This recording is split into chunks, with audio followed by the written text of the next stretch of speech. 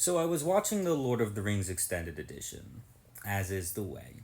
And something interesting about the character of Smeagol slash Gollum really stuck out to me this time around. First off, man, what I know we all know, but man, what a great character! What an incredible performance! And his importance to the story cannot be understated. Because we're introduced to him, right, as like this thing creeping in the shadows. And Frodo, like, very callously remarks, like, oh, it's a shame, it's a pity Bilbo didn't kill him when he had the chance, right? And Gandalf, checks him and he's like, it was pity that stayed Bilbo's hand. Look at what's become of him. And so the more time Frodo spends with Gollum, the more he sees what he actually is, a victim of a horrible tragedy. But more than that, he sees his own potential future in Gollum, right?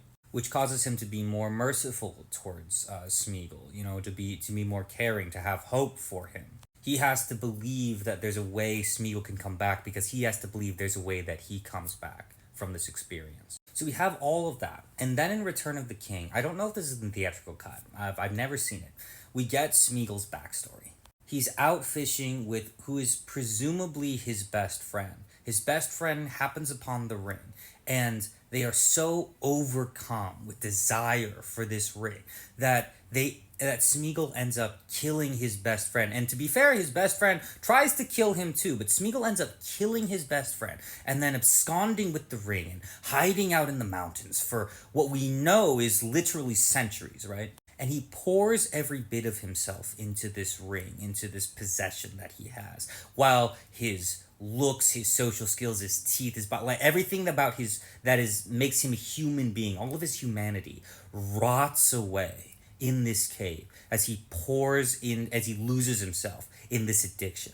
And we're meant to look upon Smeagol as this incredibly tragic figure who was once just a normal person in society, like you and me, and then their life was ruined by finding the most cursed object in the world, right?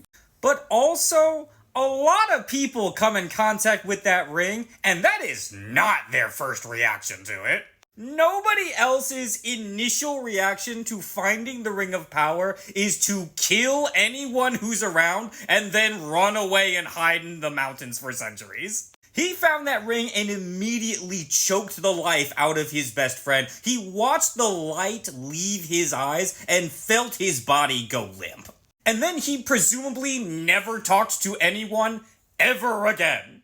Bilbo had that ring for decades. He had it for decades, and he willingly gave it up. And yeah, he's a little messed up forever about it, but he gave it up. And he also just, when he got it, he just went back into his house and, lived for a very long time.